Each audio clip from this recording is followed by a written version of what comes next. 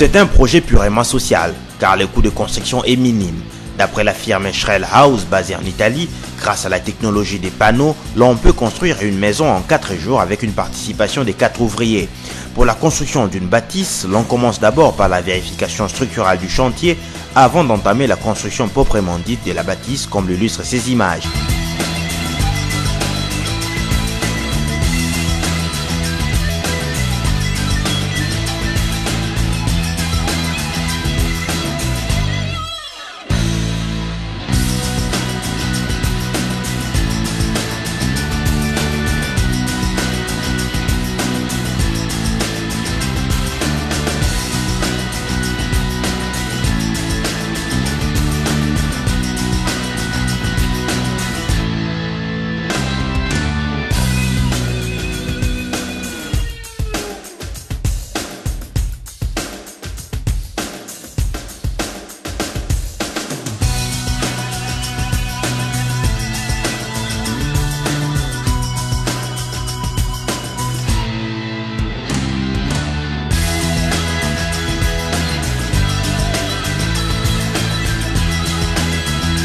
Contrairement à la technique traditionnelle de construction, le coût est minime, 77 $ américains par mètre carré contre 360 $ américains par mètre carré surface bâtie.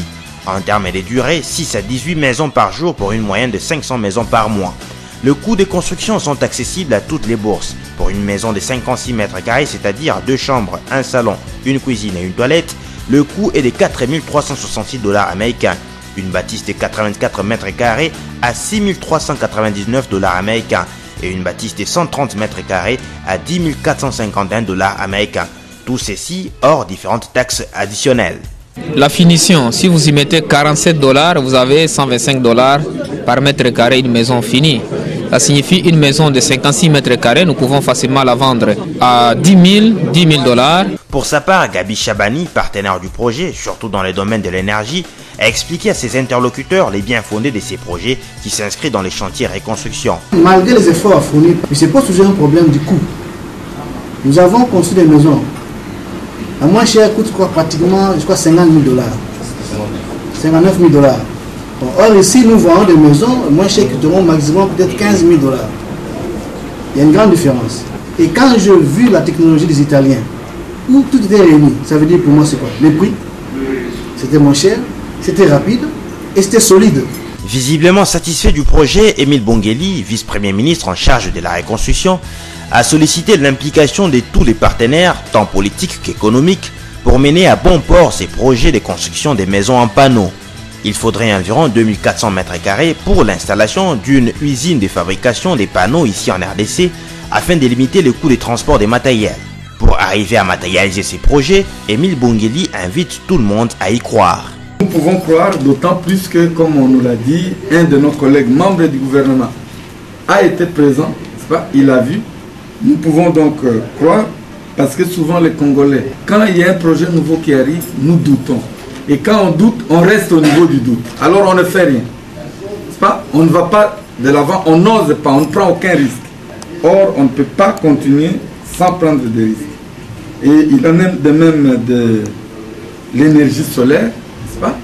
Nous avons un soleil qui aujourd'hui, avec les prouesses de la technologie, peut nous donner de l'électricité, non seulement la lumière. À l'issue de cette réunion, opérateurs économiques et membres du gouvernement, quelques partenaires du projet, notamment les vice-ministres du développement rural Willy Moubobo, ainsi que l'assureur international INSIA représenté par Richard Bahindwa, ont dit leur optimisme quant à la réalisation de ces projets qui, renchérissent-ils, serait un avancement durable dans la reconstruction du pays. On ne viendra pas construire notre pays, c'est nous-mêmes qui allons construire notre pays. Et c'est maintenant, surtout que la jeunesse est là, aux affaires, je crois que nous devons capitaliser cela. Ça nous intéresse puisque sans projet, la SIRER n'existera pas. La SIRER, c'est là où il y a des risques qu'il intervient. Et pour nous, le projet, c'est bon parce que d'abord, c'est pour développer notre pays. Parce que vous savez que dans les autres pays, aujourd'hui, vous trouvez un jeune qui a 18 ans, il a sa maison. Tout ça, il faut obtenir par des crédits. Et si vous voyez des projets ne marchent pas, dans ces pays, les gens viennent avec des projets et que après avoir signé des contrats, ça n'aboutisse pas. C'est pourquoi? Parce que les garanties, quand on demande des garanties, c'est l'assureur. Maintenant, nous sommes là pour qu'on puisse quand même construire pour ce pays ici.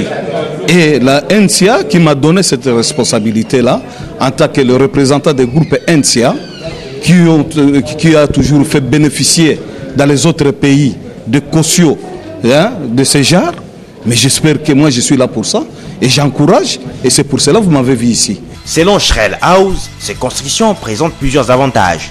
D'abord, ils sont quasiment en béton et sont résistants contre toutes secousses sismiques.